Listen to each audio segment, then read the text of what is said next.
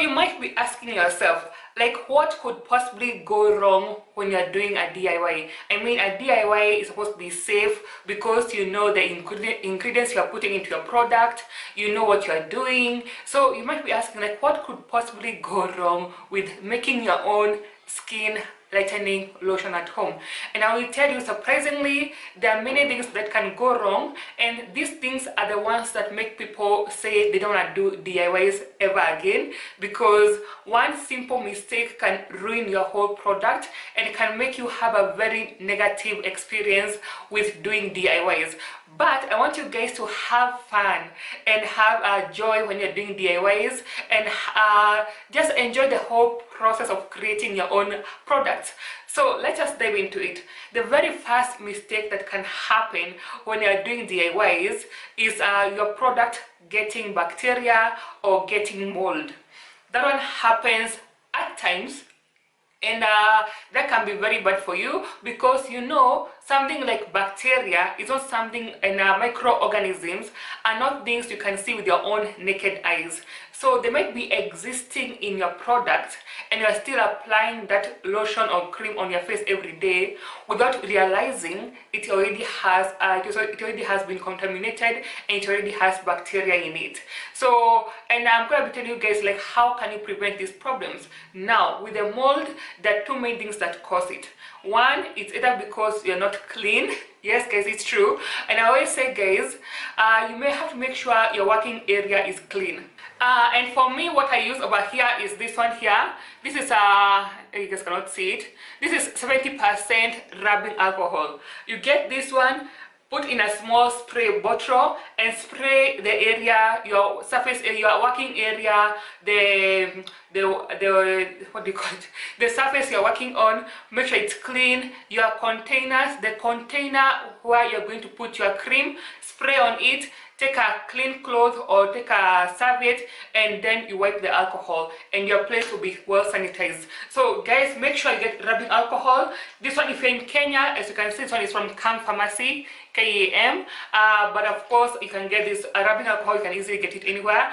But it's also important in making sure you are killing bacteria and germs, because that's the last thing you want, is to have your cream to be contaminated. So the next thing that causes bacteria and mold to begin growing in a product before it has even got to its expiry date is not putting a broad spectrum preservative. Preservative is so important. However, guys, there are so many preservatives in the market. There are so many of them. If you go to lotioncrafters.com, if you go to Making Cosmetics, if you go to any website where they're selling cosmetic ingredients, you find there's so many preservatives. And some people like to use natural preservatives. However, most of the natural preservatives are not broad spectrum preservatives. That means they don't cover everything. You want to get a preservative that can cover the mold, the bacteria, that can protect you from everything that can contaminate your product. Now, when it comes to cosmetic formulations, the topic of preservatives is a bit complicated, because there's some preservatives that are okay for body deodorants and body sprays. Some are okay for only in lotions only, but not for deodorants. Some are okay for only like hair conditioners only, and not for lotions. Like, there's so many things to consider when you're looking for a preservative, and I think I'll make a whole video on its own telling you more about preservatives, specifically the ones we are going to be using for skin lightening purposes. And tied to that whole issue is the issue of your creams becoming rancid. It's the same thing. If your cream and lotion is becoming rancid before the expiry date, like within 2 weeks it's becoming rancid, it gets like a funny smell, a weird smell, or a pungent smell, you know it's something is happening in your cream, and it's not right, and you should not continue using it. So make sure you take note of those 2 points to make sure you don't have any contamination issues in your cream or skin or lotion. Now, the very next issue which affects people like us who are making skin tightening creams and lotions, if you're not careful, you might notice after like a few days or after like a few weeks, your skin lightening lotion begins to separate. Like you can see some layers of oil and the cream and the oil are separating. Like you have to keep on shaking it. That means there's something that went wrong with the formulation of your product. It could be the ingredients that you use, the quantities that you use. It could be a whole lot of things, but mostly if you're using like a base cream to make your lotion, like I did in my video, if you're using a base cream, you need to make sure your base cream does not have a carbomer in it. A carbomer is the most likely culprit for making your cream to start separating, where you can see the oil, a bit of the cream. That is mostly because you use a base cream that has a carbomer. So the way to avoid it is that if you're using a base cream, make sure it doesn't have a carbomer in it. Carbomer is also called carbopol, and the INSI name I'll put on the screen because I can't pronounce that word. So I'll put all the names on the screen for the terminologies that I use to refer to carbomers. Next up is the pH, guys. Now I showed you in my storage room where I keep my skin tightening ingredients and equipment that I normally have a pH kit to measure the pH. The pH of the skin is 4.5 to 5.5. That means any cream or lotion you're making must be in that pH. It must be that pH, otherwise it will irritate your skin. That is why at times you find some people, their face is darker than their body, or vice versa, most likely because you're using a product which has a very, very high pH, or has a pH which is not compatible with your skin's natural pH. So make sure to avoid that, make sure you get either the litmus papers, those pH paper strips, or the best thing to get, which I'm going to be getting soon, is a pH meter.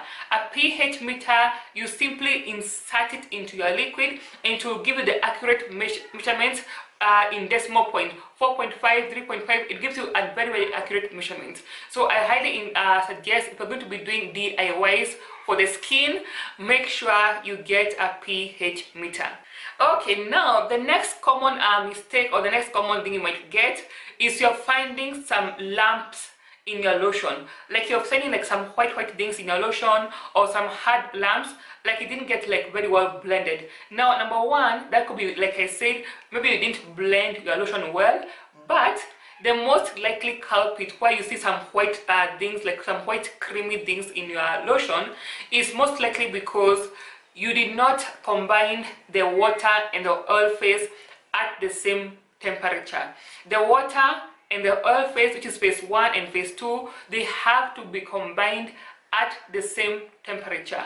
If you are mixing in your water into your oil and your oil has cooled down a little bit, then no matter how much you're going to blend that lotion, it's still gonna have those lumps of the oil. There's still gonna be some lumps that are left behind in your cream. So to avoid that, make sure when you're mixing, things have to be like, guys, the reason why you have formulas, you have to follow instructions when you're doing DIYs. Mostly for skin for lotions, you must follow the said temperatures, and you must mix things the way they're supposed to be mixed up. So to avoid that, make sure you're mixing the water and the oil at the same temperature. Okay, moving on. The next thing that can happen is to have a grainy texture in your lotion. Like you're applying your lotion and it feels like you're applying a scrub. It's like you're basically like applying it's like a body scrub combined with a lotion. Like your lotion has those small hard things inside. That is most likely because you did not dissolve the powders in your skin tightening lotion before adding them into your base cream.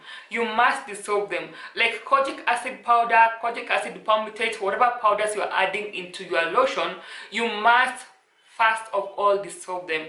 Some ingredients and some powders dissolve in water, some dissolve in oil.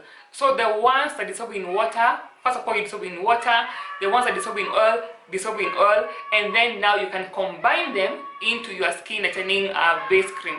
Okay, the next thing that can go wrong, and this I hear so many people complaining about, mostly if you're using like a kojic acid, this one happens a lot, is your cream changing color. You begin to notice like when you open your cream one day, and it's not even been like 1 or 2 months yet, you open your cream one day and the color has changed into brown. It has a brownish texture color, and it used to be white before or a different color. But when you see your cream is starting to change color, that is mostly because of kojic acid. At times, kojic acid tends to oxidize.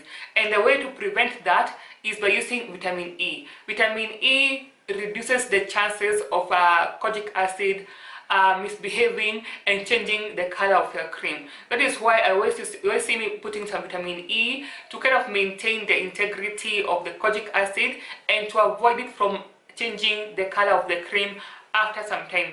Like for me, any cream I make that has kojic acid, I always make sure I put vitamin E. Like for me, I've never experienced that issue because I always make sure I put vitamin E in any kojic acid lotion I'm making. Okay, now the next thing that can go wrong when you're making mostly a skin lightening cream, and this I see a lot, and this can happen to anyone, is using too many skin lightening ingredients.